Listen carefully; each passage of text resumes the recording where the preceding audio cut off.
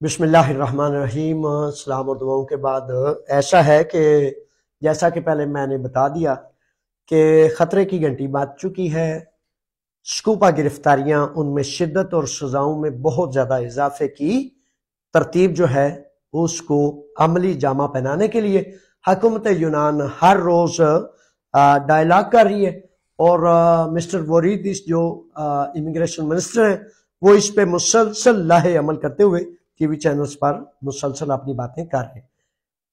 3 سال والا قانون امکان موجود ہے لیکن ابھی تک بند ہے۔ عدالتوں کو رجوع کریں گے اور عدالتوں کو رجوع کر کے یہی ایک واحد راستہ ہے کہ جو آپ کرتے ہیں۔ اچھا میرے بچوں، گزارش اور منت یہ ہے کہ 2-3 بنیادی جز ہیں جو آپ کو بتانا چاہتا ہوں کہ یہ جو آپ اپنے دوستوں سے پیاروں سے سنتے رہتے ہیں نا، وہ یارا انج کر لے، یارا اونج کر لے، یارا وہ ہے تے پہ کہندا ہے، یہ نہ کیا کریں۔ اپنے حال پہ رحم کھائیں، وکیل کے پاس جایا کریں، مسئلہ بیماری ہو تو ڈاکٹر کے پاس، اور قانونی پرابلم ہو تو وکیل کے پاس پہنچتے ہیں۔ آپ یہاں 2-3 بنیادی غلطیاں کرتے ہیں۔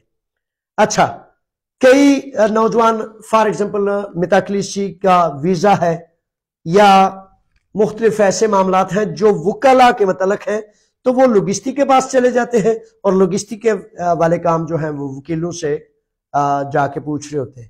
تو میرے بچوں ان چیزوں کا بہت زیادہ دھیان رکھیں گے۔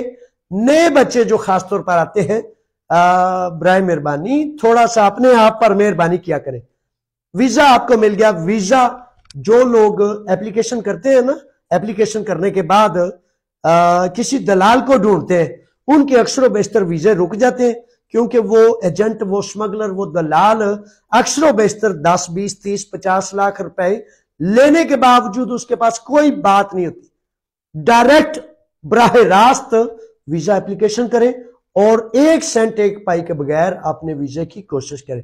یہ سب سے مؤثر، سب سے بہترین راستہ ہے۔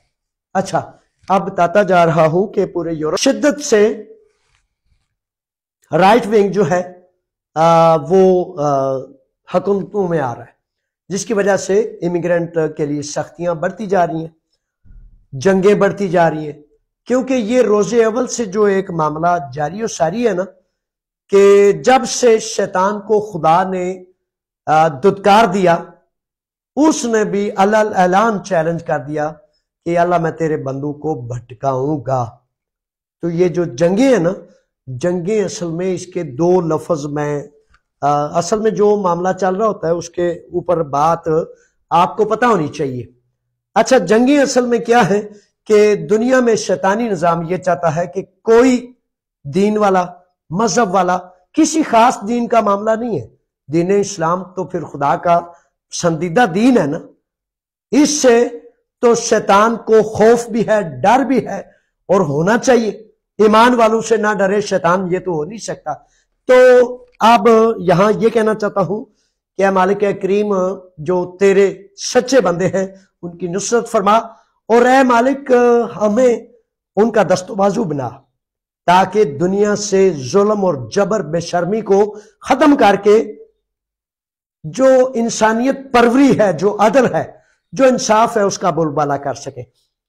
بھارت نے پچھلے دنوں سے حملے کر دیے، اکسا رہا ہے مسلسل پاکستان کو۔ دعا ہے کہ مالک کریم اسلام کی اس سرزمین کی حفاظت فرما، ہماری ماؤں بہنوں، بیٹیوں، بھائیوں کی، بزرگوں کی خیر فرما، اس وطن کی خیر فرما۔ یہاں اب یہ آپ کو میں جو خاص فکرہ بتانے جا رہا ہوں، خاص فکرہ یہ ہے کہ دین اسلام میں لا الہ الا اللہ پڑھ لینے کے بعد یہ فکرہ ہے، وہ اقبال کی قبر پر بھی خدا لاکھوں اور کروڑوں رحمتیں کرے کہ انہوں نے وہ ایک شعر میں حدیث کا ترجمہ کیا نا، حدیث نبوی میرے آقا کا حکم، کہ بھائی آپ نے سب سے پہلے اللہ اور اللہ کے رسول کے حکم کو لینا ہے۔ اگر ہم یہ کہتے ہیں نا کہ سب سے پہلے سعودیہ، سب سے پہلے پاکستان، سب سے پہلے افغانستان، سب سے پہلے ایران، تو جب یہ کہتے ہیں تو پھر ہم تقسیم ہو جاتے ہیں۔ دشمن اس قدر شیطانی چالیں چلتا ہے، وہ کہتے ہیں آپ اپنے آپ کو بچاؤ، سب سے پہلے تو آپ ہو۔ تو یہ اتنی مکاری اور بے شرمی اور بے غیرتی کی باتیں ہیں کہ شیطان نے ہر فرد کے اندر وہ دنسا دی ہوئی ہیں، اور ہر فرد کہتا ہے جی سانو کی وہ تے انہاں نال معاملہ ہے، وہ تے انہاں نال۔ انسانیت کا معاملہ، فلسطین کے بچے، وہ شیر، وہ عورتیں، وہ مرد، وہ بچے کیوں نہیں ٹلتے؟ روزانہ اسرائیلی شیطان انہیں بمبوں سے، توپوں سے، ٹینکوں سے، بارود سے مارتے ہیں، کیوں نہیں ڈرتے؟ کیونکہ جس کے دل میں یہ یقین بیٹھ گیا ہے کہ میرے اللہ کا حکم ہی سب سے پہلے ہے، وہ کسی شیطانی طاقت سے نہیں ڈرتا۔ تو میرے بچوں، یہ کہنے سے تھوڑا سا اپنے دل و دماغ کو وسعت میں لے جایا کرو کہ اللہ کا حکم سب سے پہلے، ٹھیک ہے، اور اسلام سب سے پہلے، اس کے بعد ہے وہ علامہ اقبال کا شعر کہہ رہا تھا نا، ان نئے تازہ خداؤں میں نیا ایک وطن ہے، وطن تب افضل و اعلیٰ ہے جب اس میں شریعت کا قانون نافذ ہے۔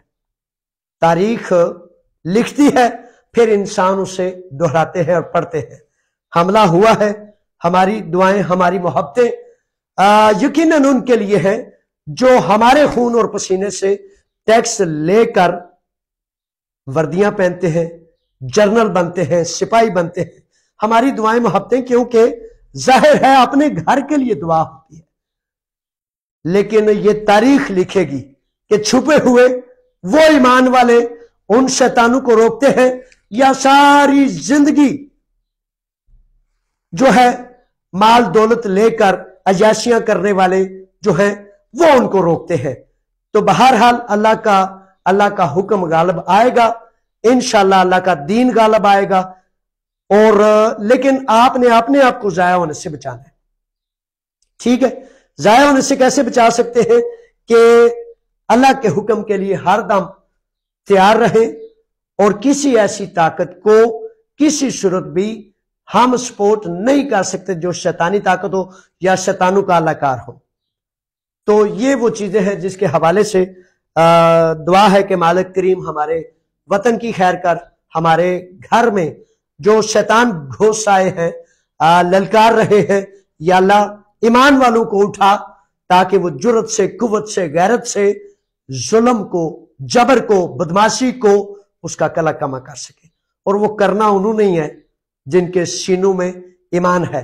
آج اگر فار ایگزامپل افواج پاکستان، وہ دین کا حکم ہے نا میرے بچوں، دین کے حکم میں میری اور آپ کی کوئی مرضی نہیں، اللہ کا حکم ہے، اور منوان اس کا تقاضا ہے، جیسے ادخلوا فی السلم کافہ، پورے کے پورے دین میں داخل ہونا ہے، اپنی مرضی یہاں نہیں کرنی، اس میں میں کر لوں، اس میں وہ کر لے، اس میں دنیا کیا کہتی ہے، اس میں وہ کیا کہتے ہیں، اس میں نہیں ہوتا۔ تو یہاں اب آخری لب لباب یہ کہوں گا کہ قصاص کا، بدلے کا حکم ہے مومن کو۔ اگر قصاص نہیں لیا جاتا، بدلہ نہیں لیا جاتا، تو پھر اس کا مطلب ہے کہ کام ادھورا ہے۔ تو ادھورا کام نیک نیت، پاکیزہ چھوڑتے نہیں، کر کے دم لیتے ہیں، ٹھیک ہے جی؟ یہی تھی دو چار باتیں۔